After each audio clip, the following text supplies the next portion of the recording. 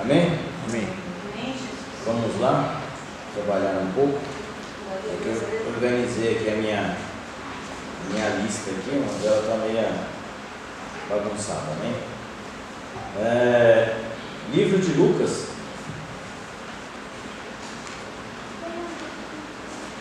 Evangelho de Lucas, capítulo 24, verso 38. Lembrando que nós estamos aí tratando de heresias, né? E hoje nós vamos falar de heresias no tempo de Jesus. A gente acha que essas coisas não acontecem, só acontece hoje, né? Bem, encontramos? Lucas 24, verso 38. Diz assim: mas ele lhes disse: por que estáis perturbados? E por que sobe em dúvida os vossos corações? Vede minhas mãos e meus pés, que sou eu mesmo, apalpai-me e verificai, porque um espírito não tem carne nem osso, como vedes que eu tenho. Senhor, em nome de Jesus, obrigado pela tua palavra. Deus, sabemos, ó Pai, que o Senhor é a vida, Senhor, que o Senhor é o pão que desceu do céu. Sabemos, ó Deus, que o Senhor é a água que mata a nossa sede. Mas, ó Pai, nós estamos aqui, Senhor, nessa noite para buscar entendimento, conhecimento e sabedoria. A tua palavra diz, ó Deus, que aquele que quer sabedoria, Senhor, peça o alto, Senhor, que Deus a dá a todos a quem chegar a ter.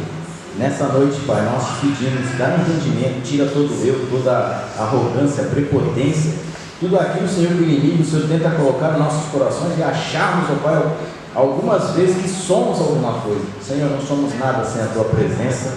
Reconhecemos isso aqui, Senhor, de público, Senhor, no teu altar, ó Pai, porque sem ti nada podemos fazer. Abençoa, Senhor, a tua igreja, abençoa o teu povo, abre os nossos ouvidos, alarga, Senhor, o nosso coração, para, Senhor, esconder e guardar bastante da tua palavra, para não pecarmos contra ti. Abençoa, santifica, é o que eu te peço nessa noite, em nome de Jesus. Amém e amém. Amém? Nós, quando a gente trata de heresias, de seitas, né? A gente vai dando umas estudadas e você vai dando umas mexidas, vendo os outros estudos, né?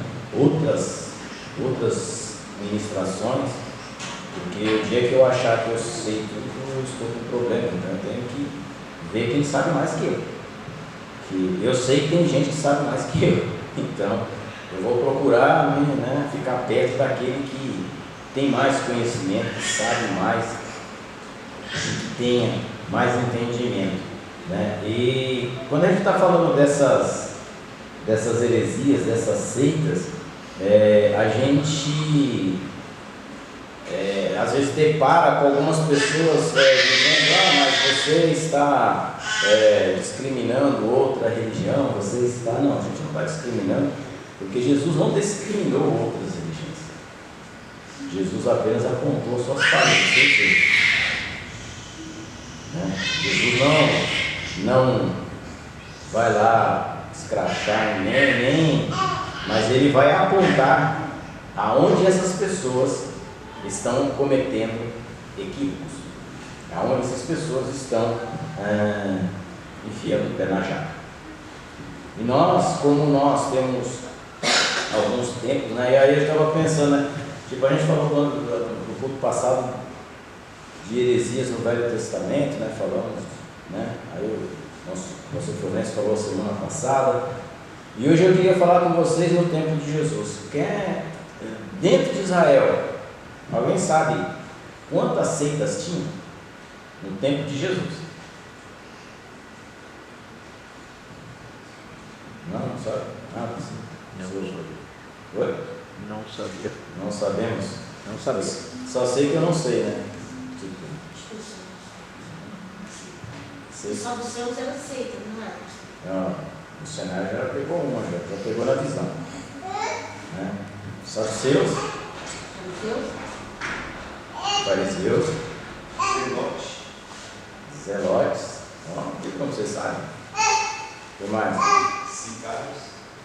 Não.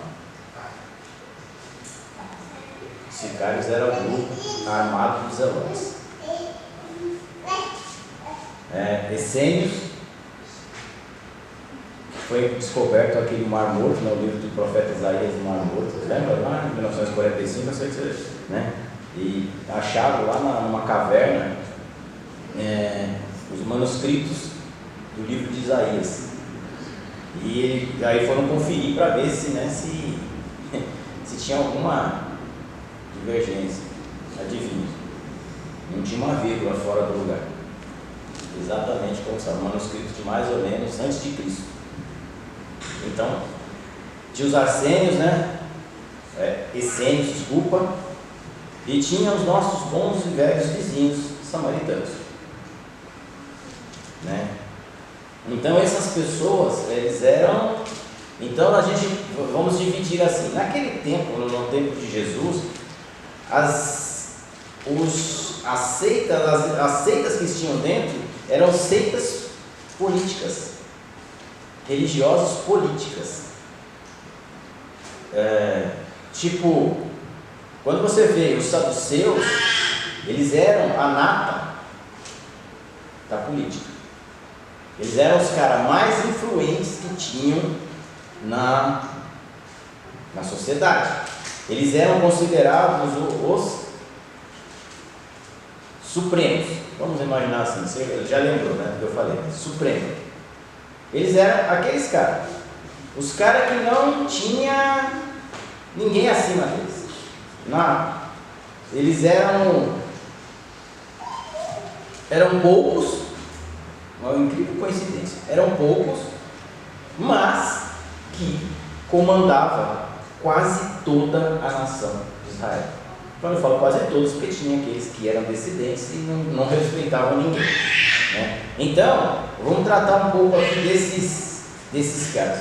E, por último, nós temos um não menos importante, chamado Herodianos, né? Mateus 22:16. Vamos abrir lá? Mateus 22:16. Enquanto isso, eu abro em Marcos 3:6. Mateus 22:16. Eu vou abrir aqui Marcos, capítulo 3:6.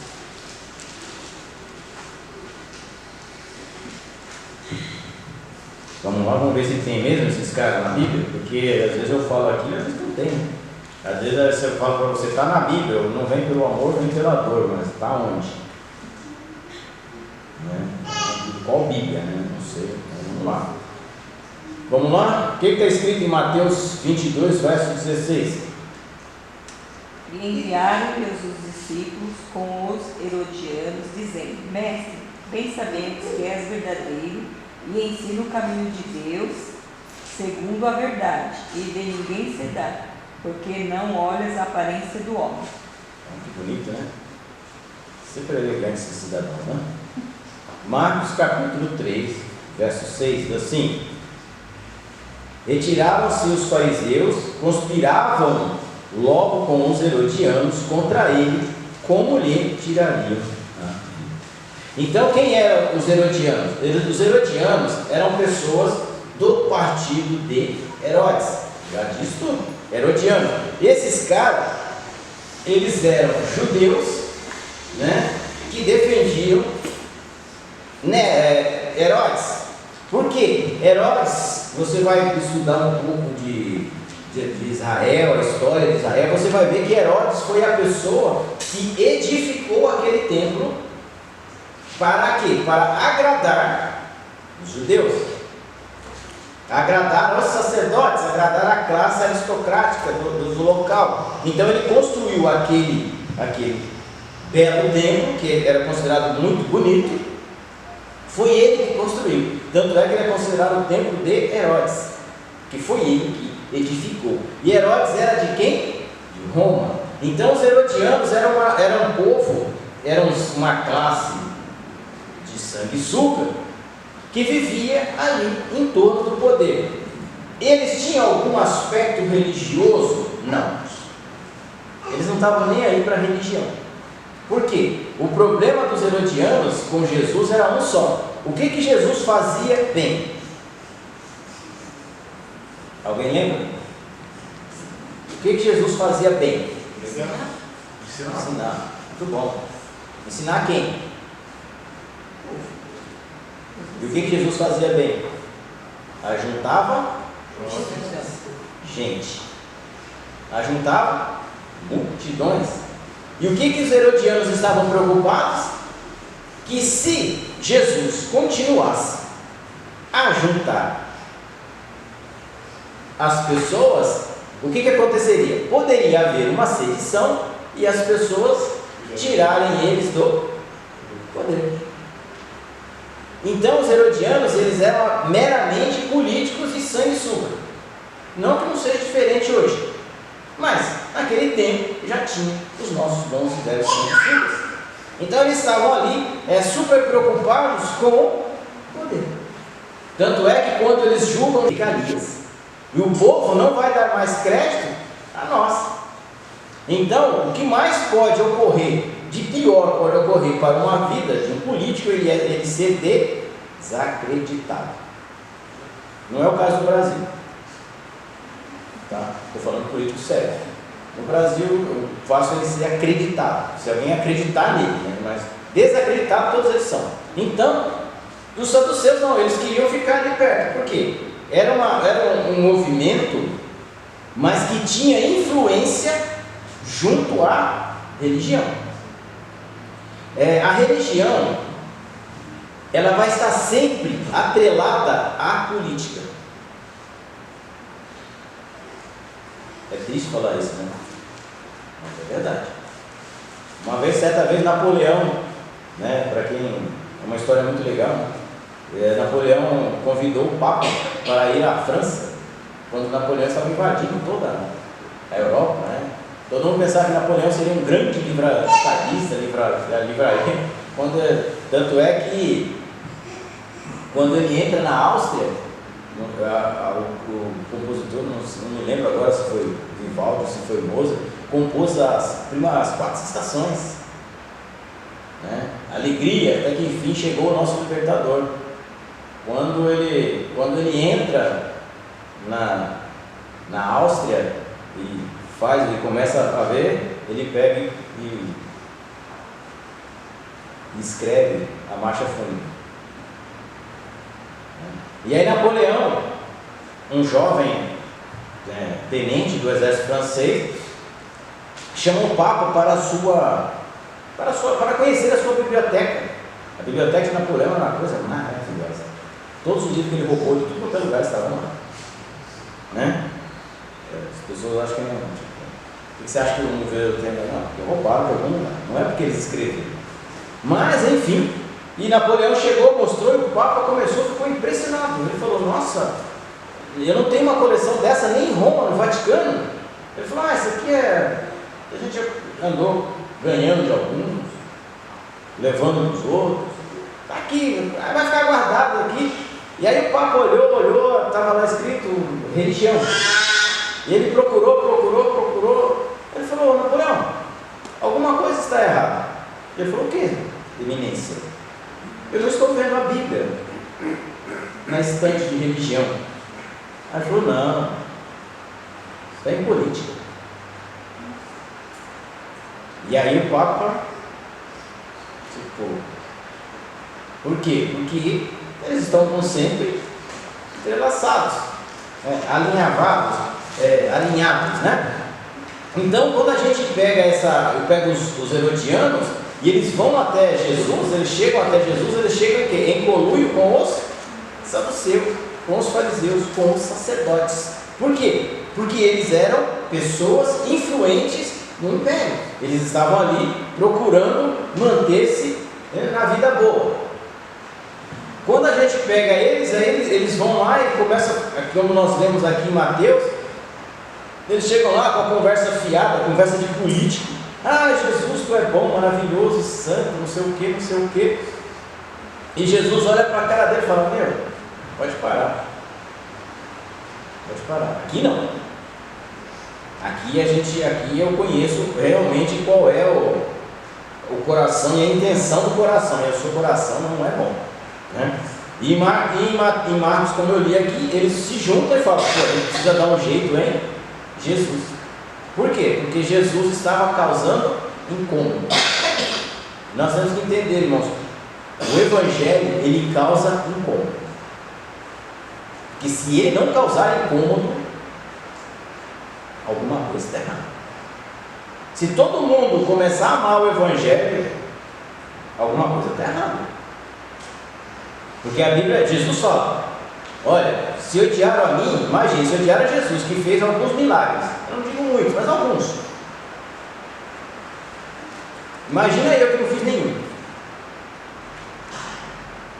né? Então, tipo, e hoje, né, as pessoas: nossa, você é crente, nossa, que beleza, maravilha, glória a Deus, gosta de andar com crente. Luz não anda com crente. Explica isso para mim. Alguém está errado no negócio. Aí fica por sua conta, isso, não por mim. Eu só estou apenas dando aqui, acendendo o isqueiro, né? Os saduceus, né? Quando a gente lê saduceus, esses saduceus eram os caras que mandavam literalmente em Israel. Eles eram um partido religioso, econômico e político, dominantes na época de Jesus. Na época de Jesus, quem dominava eram os saduceus, né?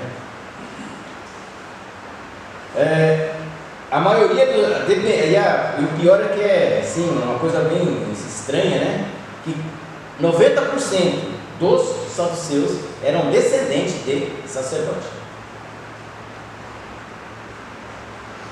Então quer dizer que a pessoa tinha conhecimento. Não era leigo, não era um cara, um aventureiro que chegou em algum lugar e resolveu. Aí eu pergunto para vocês: da onde veio o nome de saduceus?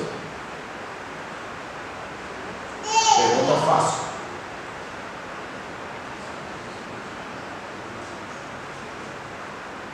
Né? Porque eles eram um grupo lá e falou: nós somos os saduceus. Da onde saiu esse nome? Não, nem eu sabia. 1 Reis, capítulo 1, verso 33.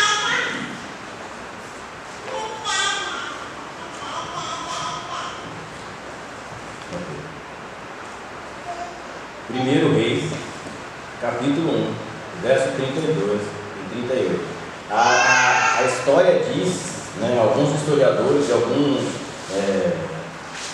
teólogos dizem que os saduceus saíram desse nome aí. Qual é o nome aí? Leia para mim o versículo 32. E disse o rei Davi: chamai-me a Zadok, o sacerdote, e a Natã, o profeta, e a Benaia, filho de Jeoiada. E entraram à presença do rei. Amém? E o verso 38? Então desceu Zadok, o sacerdote, e Natã, o profeta, e Benaia, filho de Jeoiada. E os quereteus e os peleteus que fizeram montar a Salomão na mula do rei Davi e o levaram a Gion.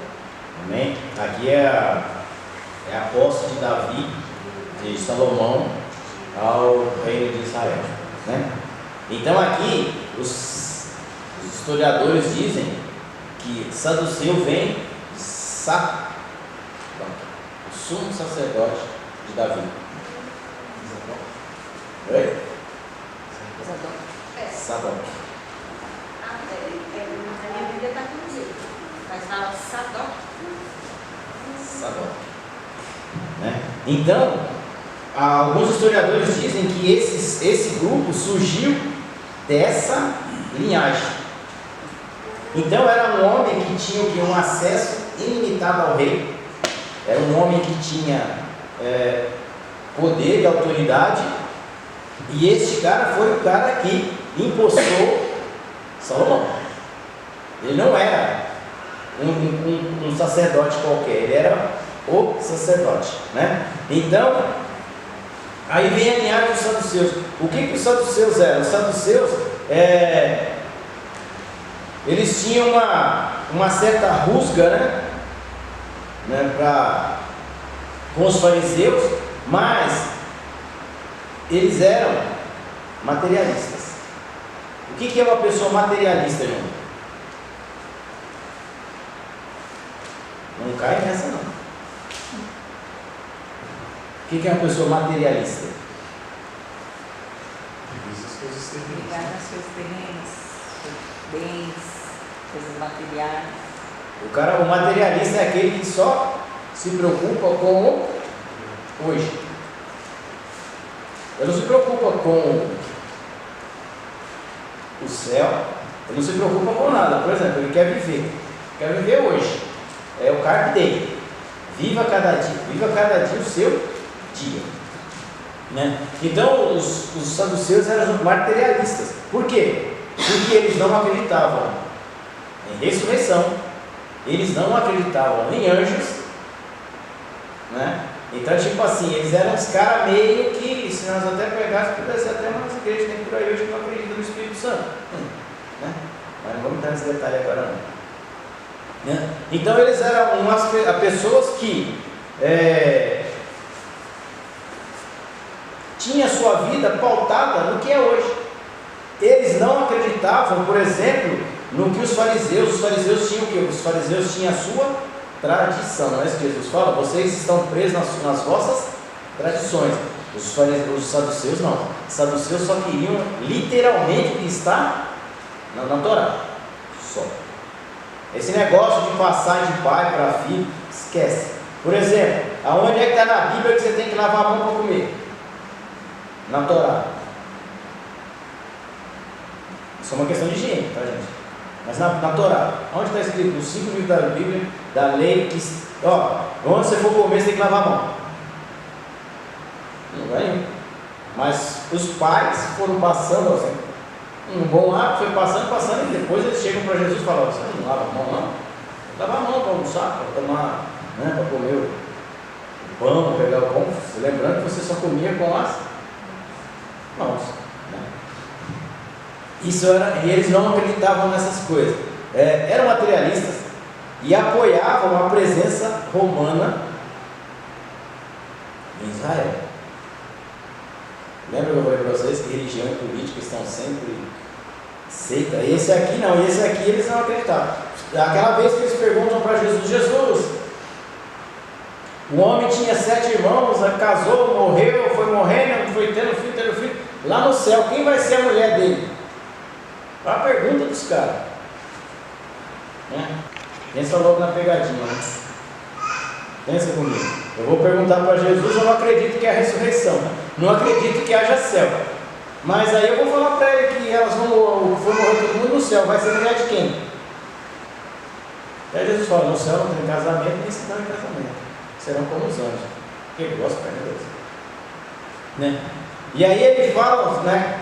E a sua origem pode ser né, no pai da linhagem do sumo sacerdote Sadoc, né, que nós já lemos, era o escalão superior dos sacerdotes, por influência do helenismo. Então, tipo assim, os saduceus, eles tinham, além de eles terem essa pompa e circunstância de serem do sacerdócio, eles eram o quê? Cultos. O que são os helenistas? Helenistas são homens que estudam ou que praticam a cultura grega, os hábitos gregos, as filosofias gregas, os pensamentos gregos, ser ou não ser, aí é Shakespeare. Mas se você parar lá para pensar, né, meu professor na faculdade ele falava, né, que a gente estudava Sócrates, Platão, esses caras, e ele falava, né, é engraçado, você nunca viu esses caras trabalhando na vida, né? Você já viu algum filósofo trabalhar? Não, porque tem alguém que trabalha para ele. Porque para filosofar de barriga vazia, ninguém filosofa, meu amigo. Não tem essa, não. Então alguém tinha um escravo para trabalhar para eles. Mas isso aí não se filosofava sobre a escravidão, né? E ele tinha a cultura helenista, né? Que é uma cultura pagã. Era uma religião materialista e secularizada, que negava a existência do mundo espiritual. Abram lá suas Bíblias no livro de Atos, capítulo 23, verso 8. Essa aqui é uma discussão que Paulo também era muito ligeiro. Pensa num cara ligeiro, né, Paulo? Atos 23, verso 8.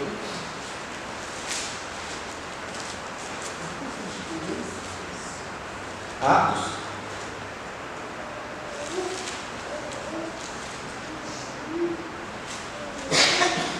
Estou correto? Correto? É? Pode, né? Só estou olhando para a rotina aqui, tá? Mas pode ler. Porque os saduceus diziam que não há ressurreição em anjos nem espírito, mas os fariseus reconhecem uma ou outra coisa. Então, aqui você tem uma... Quando Paulo vai ser julgado no Sinédrio, o que ele pega? Ele levanta lá no meio e diz, né? Da Sinédrio, posso falar? Ele fala, então, eu prego a Jesus Cristo que ressuscitou dos mortos e que um dia vai levar todo mundo para o céu. Os fariseus, os saduceus, cala a boca! Aí começou Brasília. Virou aquilo tudo, acabou o julgamento, fechou. O circo foi cada um para sua casa, né? Então aqui mostra que eles não têm conhecimento. Quando ele fala de materialismo, é uma pessoa que ela não se preocupa, ela não acredita que exista um mundo espiritual, que exista algo além dessa vida, né?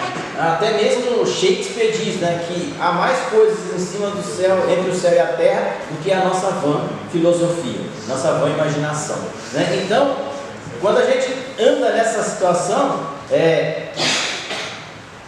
eles não acreditavam na sua vida futura. Jesus mandou tomar cuidado com esse grupo. Qual foi a lição que Jesus falou para esse grupo? Acautelai-vos do fermento dos fariseus e saduceus. Está lá em Mateus, capítulo 16, verso 6. Então, quando a gente fala estamos falando de um povo, de uma certa,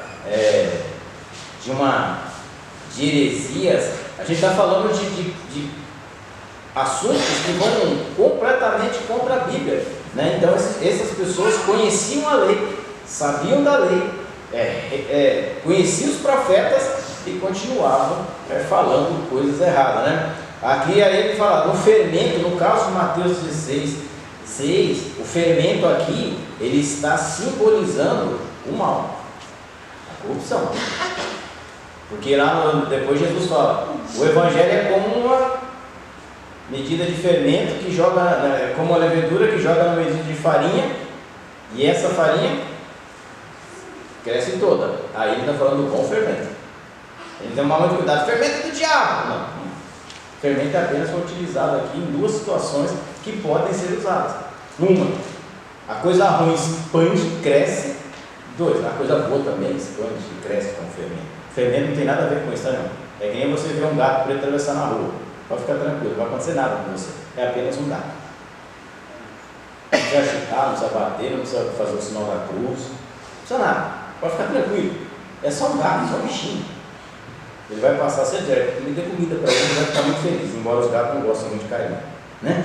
Mas enfim, então aqui a gente trata dos saduceus, homens que viviam no meio do povo, eram respeitadíssimos. Pensa nos caras respeitados, as pessoas tinham temor deles, tinham medo deles, né? Deixa eu ver aqui. Em Mateus 12, 18, vamos dar uma lida lá, só para a gente fechar a vida dos saduceus. Então, esses caras estavam ali presentes 24 horas na vida de Jesus. E Jesus, de forma alguma, desrespeitou eles. Jesus apenas respondeu eles, né, de maneira que eles ficavam sem falar. Por isso que Pedro nos ensina, irmãos, quando você for confrontar o teu adversário, tenha palavras, porque senão ele te engole vivo, né? Então quando a gente vai discutir com alguém, eu nunca aconselho ninguém a discutir Bíblia com ninguém, porque Bíblia não é para discutir, Bíblia é para obedecer. Mas as pessoas que às vezes têm uma dúvida ou querem colocar você numa situação estranha, né? Então a gente tem que ter conhecimento, que Pedro fala, né? A gente tem conhecimento, falar com conhecimento por causa do que nós estamos tratando. Mateus 12, 18 diz o que aí? Eis aqui o meu servo que escolhi, o meu amado em que a minha alma se compraz. Porei sobre ele meu espírito e anunciará aos gentios o juízo. Mateus 12, 8? 12, 18. Sim. Vamos lá. Aqui. Eis aqui o meu servo que escolhi, o meu amado, a quem a minha alma se compraz. Farei repousar sobre o meu espírito e ele anunciará o juízo aos gentios, né? Então, ele está falando aqui da ação em quem? Em Jesus Cristo. Ele está citando aqui Isaías, né? Os fariseus, os saduceus, eles não criam nisso. Então, tipo assim, foi o anjo que falou com Maria? Não, conversa, sério, enrolação, besteira. O sacerdote estava bêbado. Não, isso não existe, isso é coisa do corpo, coisa do homem, coisa do coração, coisa da mente, coisa disso, coisa daquilo, né? Então, entrando esses caras que tinham essa visão estereotipada, torta do evangelho, da lei, aí viemos nós para quem? Para os nossos bons e velhos e amigos fariseus. O que é o fariseu? Alguém sabe o que significa a palavra fariseu? Incrédulo. Não. É uma coisa que você é. Não. E aí, alguém sabe? E se eu perguntar para vocês o que significa a palavra santo? Separado. Viu? Parece um fariseu. A palavra fariseu significa separado. É. Ao contrário dos saduceus, os fariseus não eram ricos. Eles eram da classe média. Então esses caras, mas só que ele tinha uma coisa. Se os saduceus tratavam lá em cima com a nata, os fariseus tratavam com o povo. E eles tinham o maior respeito. O povo era maltratado por eles. Parece um país que eu conheço. O povo era maltratado por eles, zoado por eles. E eles batiam o pão com os caras. Aí você fala, puxa vida, será que Israel mudou a cor da bandeira? Não, não mudou não. Tá? Fica na fiação, né? Então os fariseus eram o quê? Os fariseus eram grupos separados, ou separados, né? Era um partido, né? Sem muito conhecimento. Vamos dizer que era um partido que mexia com o chão da fábrica, mas ele era muito próximo do povo. Pessoas que abraçavam pessoas, levavam as pessoas, andavam com as pessoas, embora eles viviam nas praças, né, com as suas faixas talares, as suas escritas na testa e tal, mas eles eram pessoas que agradavam.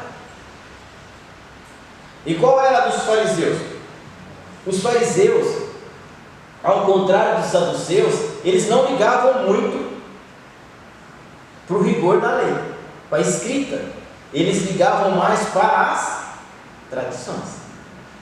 Então o fariseu era o cara que, tipo assim, dá 3 pulinhos antes de entrar dentro de casa. Ele dava 3 pulinhos.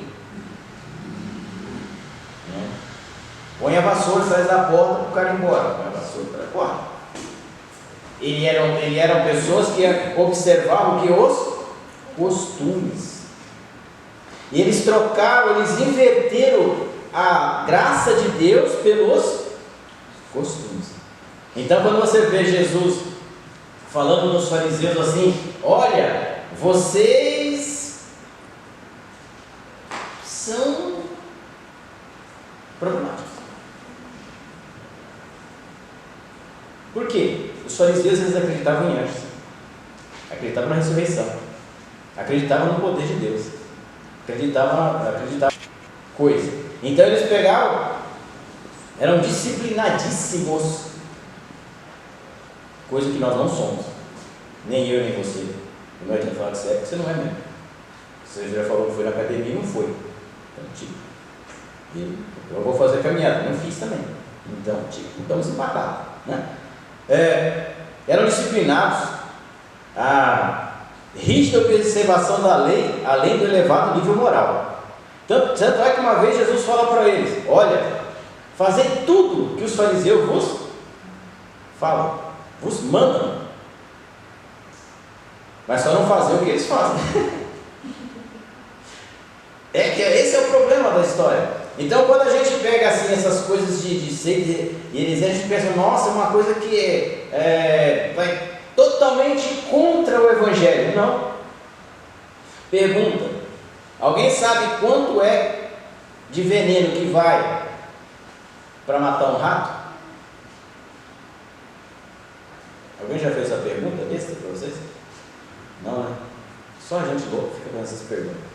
Você sabe quanto é que tem de veneno na porção do rato? De farinha, de milho, de qualquer outra coisa? Muito pouco. 10%. Só. E por que morre? Oi? Por que ele morre? Porque é veneno. Forte e letal. Se é tão pouca porcentagem, por que ele morre? Porque é veneno.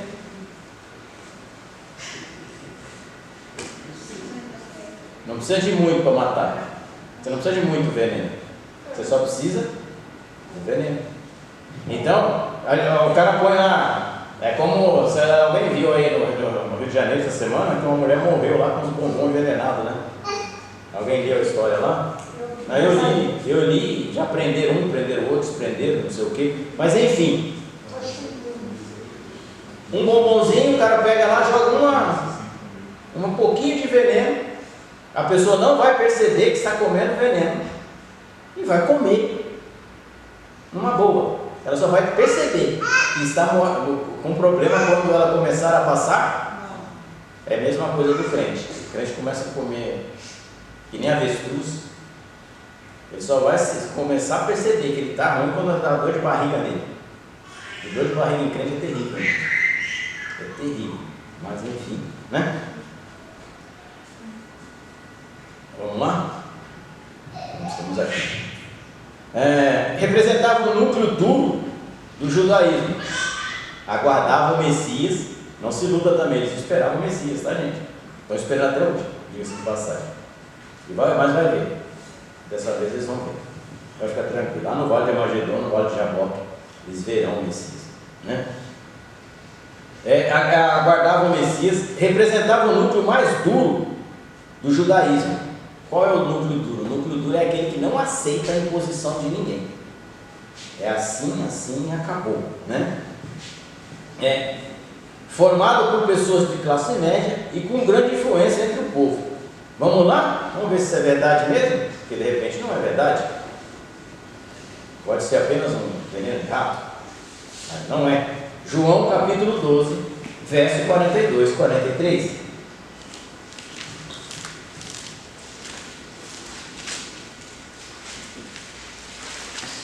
Você fala, não tinha nada no Novo Testamento de seita, não tem não. João 12, verso 42 e 43. O que está descrito aí? Apesar de tudo, até muitos principais creram nele, mas não o confessaram por causa dos fariseus, para não serem expulsos da sinagoga, porque amavam mais a glória dos homens do que a glória de Deus. Amém? Os sacerdotes aceitavam a Cristo, mas não confessavam a Cristo com medo de quem? Os fariseus. Porque o fariseu estava perto do... Estava ali, mano. Não é que não são dos seus que está lá em cima. Eles não, eles estavam aqui. Você... Como é que é? expulso. Não vai mais participar da sinagoga não. Sabe aquele banquinho, aguinhos aqui? Esquece. Cortou a água. Agora é água e sal. Não vai tomar mais água não. Esquece. Aceitou Jesus? Já era. O que aconteceu com Nicodemos? Alguém lembra da história de Nicodemos? Nicodemos foi visitar Jesus que horas? À noite. Por quê? Para não ser visto. Não, provavelmente ele foi de touquinha, igual o Carlão ali, óculos escuros de noite. Capotão nas costas. Por quê? Porque ele tinha medo dos fariseus. Porque esses caras eles estavam em todos os lugares. Então eles tinham domínio sobre o povo. Quando vai julgar Jesus, crucificar Jesus, quem é que incita o povo a crucificar Jesus? Os fariseus. E o que eles falam? Que o sangue dele caia sobre mim e a minha geração. E a cura também daquele cego, eu acho, que aí pergunta para os pais se Jesus tinha curado, eles falam para perguntar para o menino, porque com medo de ser expulso da sinagoga. Vai lá e pergunta para ele. É milagre, mas não assume que o milagre veio de Jesus. Então, assim, o único fariseu que você vai ter história assim, que você vai ver que chegou até Jesus foi Nicodemos e Jairo, que teve a sua filha. Mas Jairo era o diretor, ele era cuidava da sinagoga ali, daquela região. Mas a pastora lembrou bem, quando Jesus cura o menino lá, ele enxerga, aí o fariseu olha para ele, mano, vou contar essa história direito aí, mano. Para de jogar. Aí ele vai, conta a história, pergunta pro pai, é cego, pergunta pro vizinho, é cego, era cego mesmo, rapaz. Pergunta para ele, eu não sei quem me curou não, mas eu sei que eu estou vendo. Não quero nem saber. Para mim pouco importa, meu filho, eu quero saber, quero saber, importante que eu estou vendo. E estou vendo mesmo, estou enxergando tudo agora. E aí vão lá em Quírico, o pai da mãe de novo, fala, mano, vai lá e pergunta para ele, já tem 40 anos. Ele sabe responder por ele só. Eu não vou responder por me queimar, não. Sai da sinagoga, estou lascado, não vou para o banco de reserva, vai ter jeito. Então, depois ele fala lá para ele assim, e o próprio carinha lá, aí depois o menino se irrita, a pessoa, e fala, pô, você também quer aceitar ele? Aí ele falou, você já viu algum de nós, da classe nobre, aceitar isso? Você só vai ver plebeu aceitando Jesus. Você não vai ver gente importante, de gravata, só vai ver plebeu, Então você vai ver que eles tinham uma influência. Aqui os próprios homens da sinagoga aceitavam, mas não proclamavam. É que nem o crente agente secreto de Cristo. Ninguém sabe que ele é crente. Agora tem a Bíblia, nós estávamos comentando na escola bíblica, agora tem a Bíblia no celular. Agora é que não anda, mas ninguém vê o cara, não, você é crente, não? Porque maluco, Vamos lá, as qualidades dos fariseus. Essa é a qualidade que todo crente devia ter. É qualidade. Todo crente devia ser assim. Era meticuloso quanto ao cumprimento da lei. Eles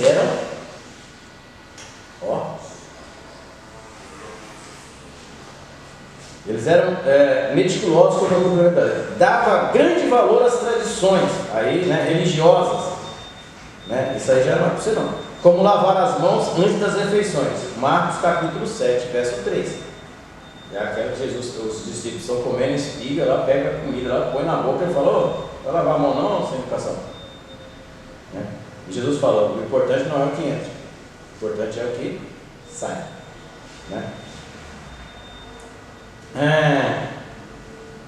Recolhi os dízimos. Mateus, vamos ver isso aí? Mateus 23, 23. Vamos ler um pouquinho de Bíblia hoje, que hoje eu anotei um monte de versículos. Vamos ler que assim eu me sinto mais alegre.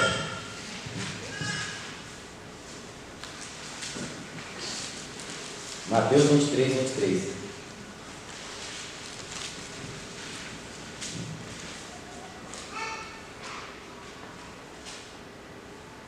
Está escrito aí? Ai. Os escribas e fariseus hipócritas, pois que dizimais a hortelã, o erro do cominho, e desprezais o mais importante da lei, o juízo, a misericórdia e a fé. Deveis, porém, fazer estas coisas e não omitir aquelas. Amém? Olha, gente, ó, Jesus dá uma borrachada neles. Dá aquela bem dada, mas ele fala: continue fazendo isso, mas não esqueça das outras. Eles não estavam errados. Eles estavam errados de dar o dízimo e não praticar o amor, não praticar a misericórdia, né? Recolhiam os dízimos, guardavam os sábados, né? Está lá em Mateus 12, de 1 a 8. Eles guardavam o sábado. Aí você fala: ah, mas isso aí é coisa do Velho Testamento. Então guarde um dia para o Senhor, que seja um pudinzinho. Aí não, né? Guarde um dia, separe um dia para o Senhor, para consagrar ao Senhor, né? Mateus 12, do verso 1 ao 8. Agora vamos ver o que não dava muito certo para eles. Quais são as características desses cidadãos? Eram avarentos. Lucas 16, 14. Eu estou aqui, vou ler aqui para vocês. Eu já está no aberto do Lucas aqui. Assim. Lucas 16, 14. Vamos ver se está certo? 16, verso 14. E os fariseus, que eram avarentos, ouviam tudo isso e o ridicularizavam. Mas Jesus lhe disse: vós sois o que vós justificais a vós mesmos diante dos homens, mas Deus conhece o vosso coração, pois aquilo que é elevado entre os homens é abominação diante de Deus. Então, qual é a primeira característica desses caras? Apesar de toda a roupagem bonita, espiritual, que nada mais agradável que fazer um culto espiritual, eles eram avarentos. O que eles adoravam também? Ela adorava o ego. Eles eram narcisistas. O que é uma pessoa narcisista? Aquela que não pode se ver no espelho e se acha linda. Não é o nosso caso, pode ficar tranquilo. Não é o meu. Não. Se não, né? Lucas 18, verso 11 e 12. Olha lá o que diz aqui: o fariseu, posto em pé, orava. Olha a ação do cidadão, gente. Além de avarento, olha como ele era meio egocêntrico. Olha lá. Verso 14. Deixa eu ver se é isso. 14, então está aqui. 18, 11. O fariseu, posto em pé, orava de. Ele orava o que, irmão? De pé. Vai lá, continue. Desta maneira, o fariseu, estando em pé, orava consigo desta maneira: ó Deus, graças te dou, porque não sou como os demais homens, roubadores, injustos e adúlteros, nem ainda como este publicano. A minha tradução é mais legal do que a sua. Ó. O fariseu, posto em pé, orava de si para si mesmo.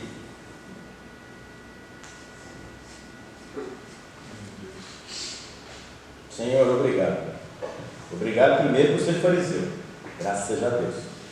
Te dou graças, te louvo, papai. Estou falando em mistério, porque eu não sou miserável nesse aqui não. Olha para um crente aqui do meu lado. Não sei nem como é que entra no templo. Devia ser proibido pessoas desse naipe entrar no templo para orar, porque não são dignos. Eu sou. Tenho certeza que eu sou.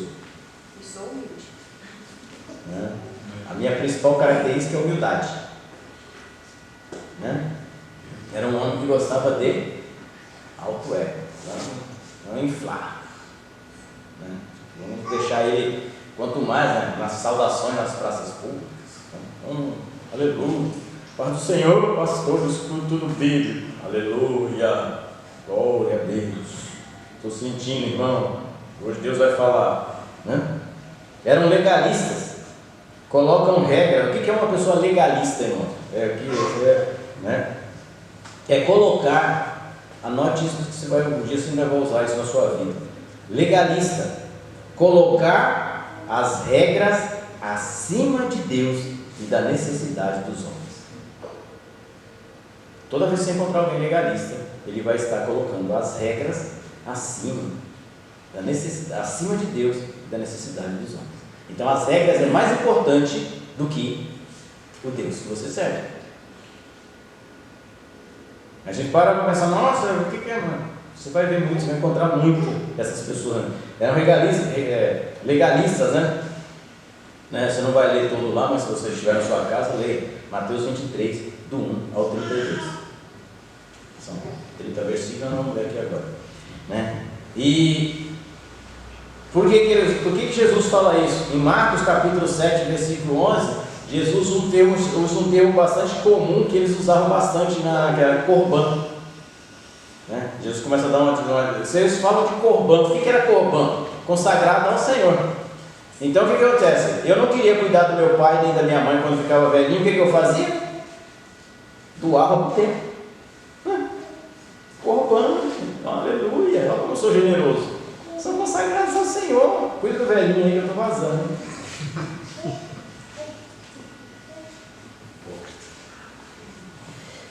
E as pessoas, se justificavam. Jesus fala isso para eles, né? Está lá em Mateus, está lá em Marcos, capítulo 7, versículo 1. Vocês falam tantas coisas, e deixam os seus velhos aqui, dizendo que é misericórdia, que vocês são generosos. Cambada de hipócritas. Então, às vezes a gente passa muito nessas brincadeiras, né?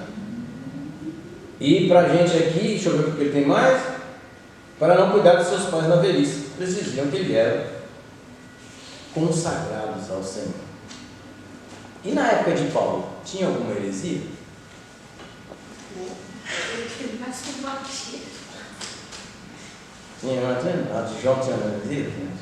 Vou ver se eu consigo falar aqui, irmãos. Eu só anotei uma, tá? Porque tem os nicolaítas, tem as jezabelitas, tem uma meia dúzia delas por aí, mas eu só anotei uma. É que a Bíblia, o João, principalmente o apóstolo João, vai debater, combater esses caras de uma forma bem voraz lá na sua primeira carta a João, na primeira carta de João. E Paulo também vai combater esses caras, né? O negócio chama-se gnosticismo. O que é um gnóstico? Não é aquele gnome, tá? Não é o Smurf, pode ficar tranquilo. Gnosticismo é outra coisa. Gnosticismo talvez, segundo os estudiosos, né? Os estudiosos primeiros lá da igreja primitiva, foi a mais perigosa heresia que houve dentro da igreja. A gente não está falando de Jesus, falando da igreja de 90 depois de Cristo. Por quê? Porque o gnosticismo, ele vem da filosofia da onde? Helenista, platonista. Então, qual é o principal, no que ela se baseia? Eu não vou ficar aqui devarando, né? Colocando, não, nós vamos aqui para o que ela pensa, qual é os dois sentidos dela? Ela baseia em duas vertentes. Quais são? É a teoria do dualismo. A teoria do dualismo significa o seguinte: é em relação ao corpo e espírito, matéria e espírito. O que significa? A matéria é má, podre, não serve para nada. Está na Bíblia? Tá.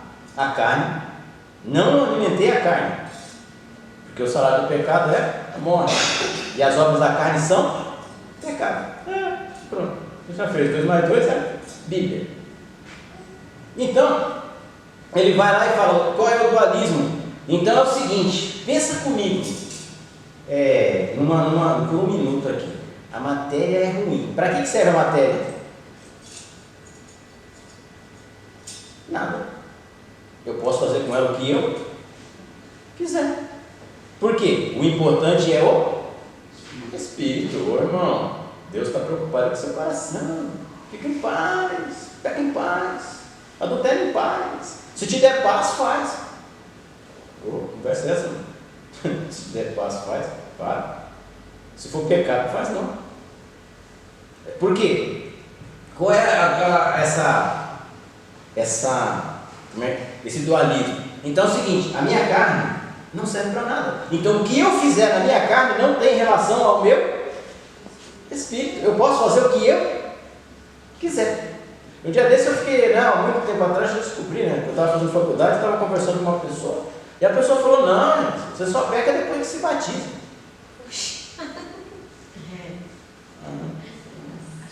Se eu tivesse conhecido esse lugar antes.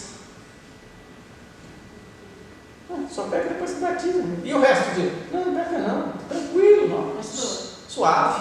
é tipo que nem a congregação, que eles podem tudo, aí depois que batizam, aí é que não pode nada? Você está falando. Não falei nada.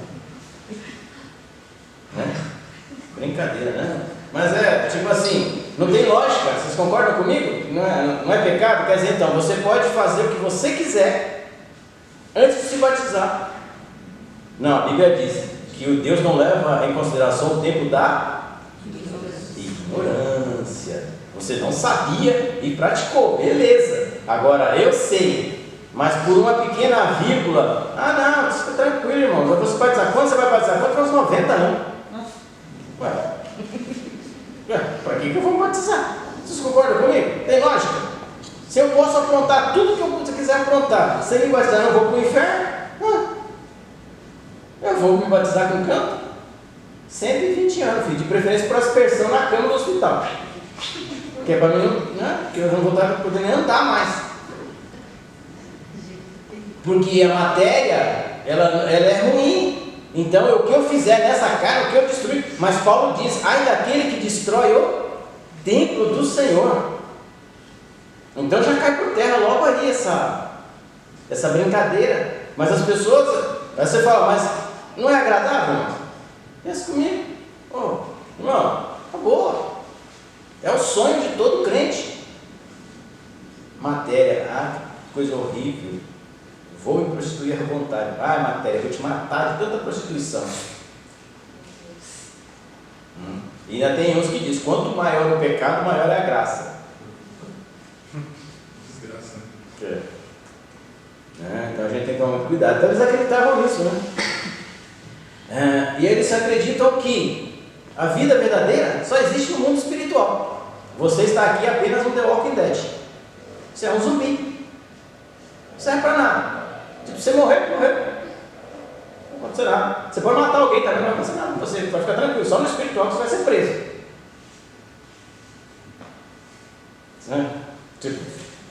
A gente para ver uma coisa, né? Vai dar até raiva a gente ver um negócio desse. E esse negócio impregnou no meio da igreja, irmão, de tal maneira que os apóstolos tinham que ir pessoalmente nas igrejas falar para as pessoas, para de pecar, rapaz, você está maluco? O que você andou fumando hoje? Fumou incenso santo? Para estar desse jeito?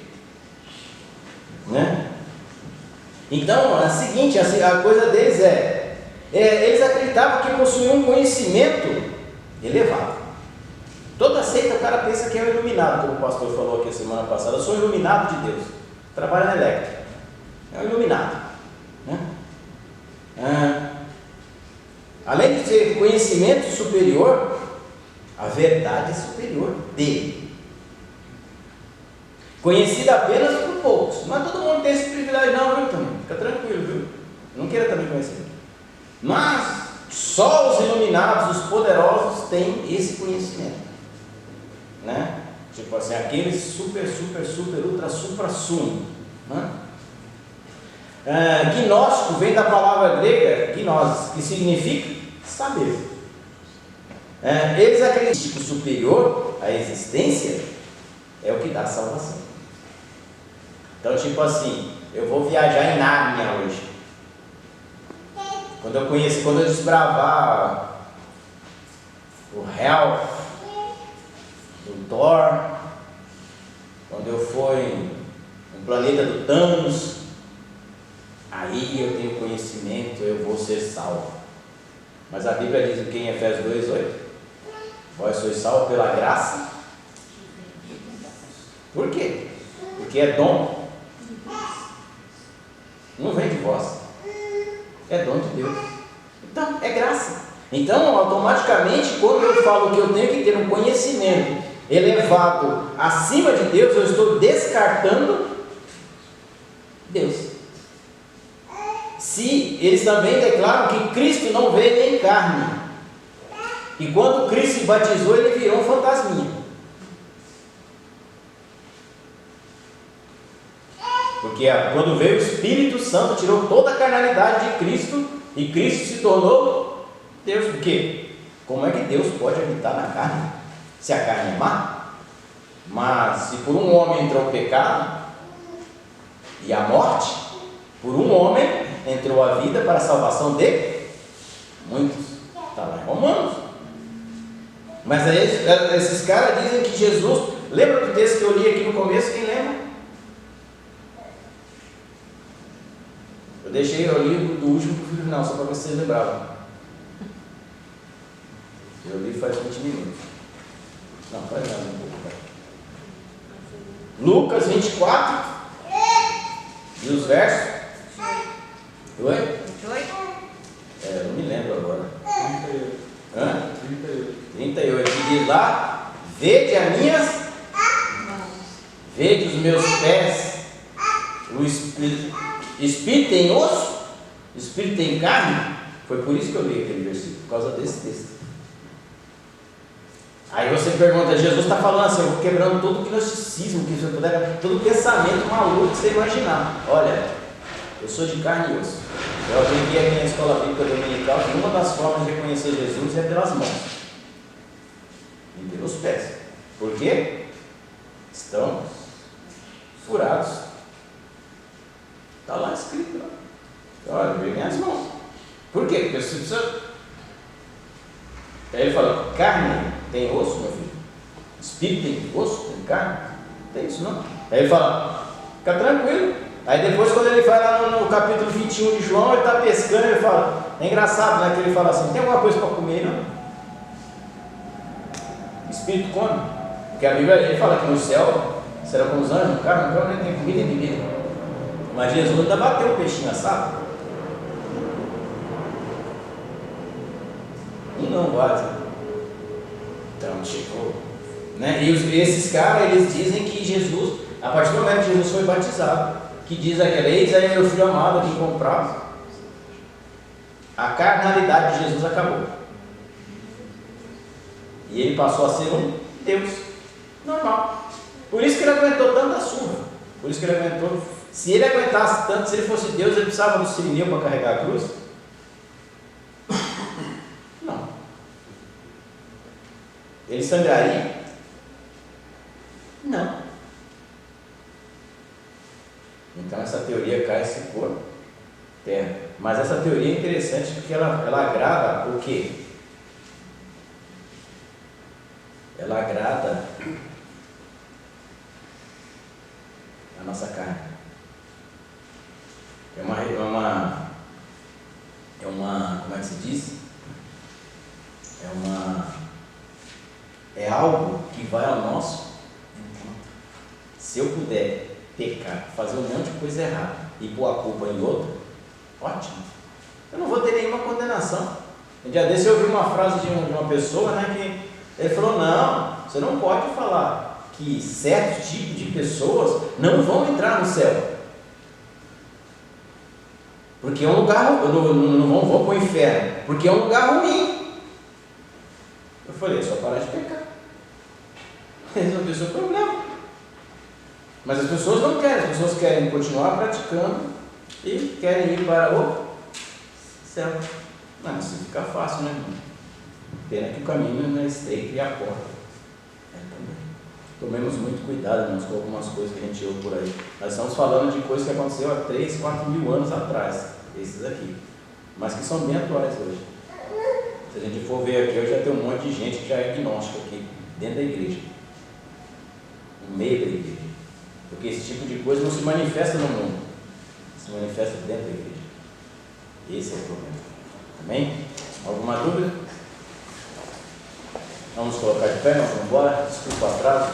Já gastei 8 minutos do vosso tempo. Eu cheguei atrasado.